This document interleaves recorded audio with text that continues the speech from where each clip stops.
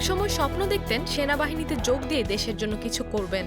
ভাই ছিলেন সেনাবাহিনীর গর্বিত সদস্য, আর ছোটবেলা কেটেছে ঢাকার ক্যান্টনমেন্ট এলাকায়। কিন্তু ভাগ্যের লিখনে সেনাবাহিনীর পোশাক নয়, জুটেছে গ্ল্যামারের আলো ঝলমলে দুনিয়া। তিনি আজকে নুসরাত ফারিয়া, ঢালিউডের আলোচিত মুখ, দুই বাংলার জনপ্রিয় অভিনেত্রী। আর সেই নুসরাত ফারিয়াই এখন বিতর্কের কেন্দ্রে। ঘটনা 2025 সালের 18 মে রোববার থাইল্যান্ড যাওয়ার সময় ঢাকার হজরত শাহজালাল আন্তর্জাতিক বিমানবন্দর থেকে ইমিগ্রেশন পুলিশের হাতে আটক হন নুসরাত ফারিয়া। পরে তাকে হস্তান্তর করা হয় রাজধানীর ভাটারা থানায়।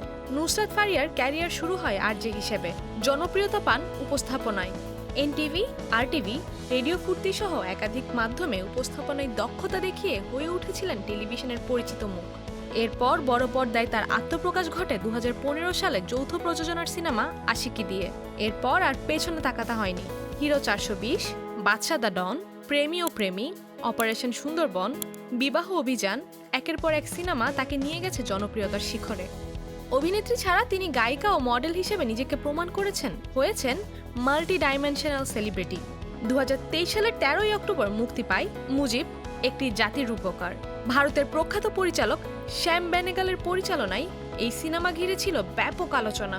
সিনেমাটিতে বঙ্গবন্ধুর ভূমিকায় ছিলেন অভিনেতা আরিফিন শুভ, ফজিলাতুন্নেসা মুজিব চরিত্রে নুসরাত ইমরোজ তিশা এবং শেখ হাসিনা চরিত্রে অভিনয় করেন নুসরাত ফারিয়া। এই সিনেমা তাকে এনে দেয় নতুন পরিচিতি, পর্দার হাসিনা।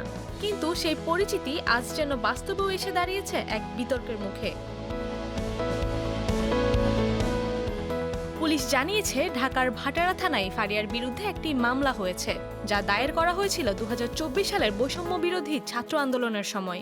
মামলায় উল্লেখ রয়েছে আওয়ামী লীগের অর্থ যোগানদাতা হিসেবে তিনি কাজ করেছিলেন এবং আন্দোলনের বিপক্ষে সক্রিয় ছিলেন। মামলাটি করেছিলেন এনামুল হক নামের এক ব্যক্তি।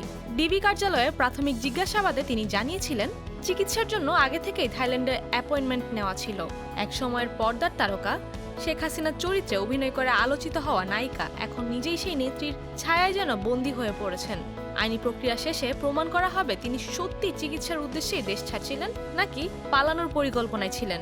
কিন্তু প্রশ্ন থেকেই যাচ্ছে, নুসরাত ফারিয়ার এই রাজনৈতিক ও আইনগত জটিলতা তার ক্যারিয়ারে কোন মোড় নিয়ে আসবে।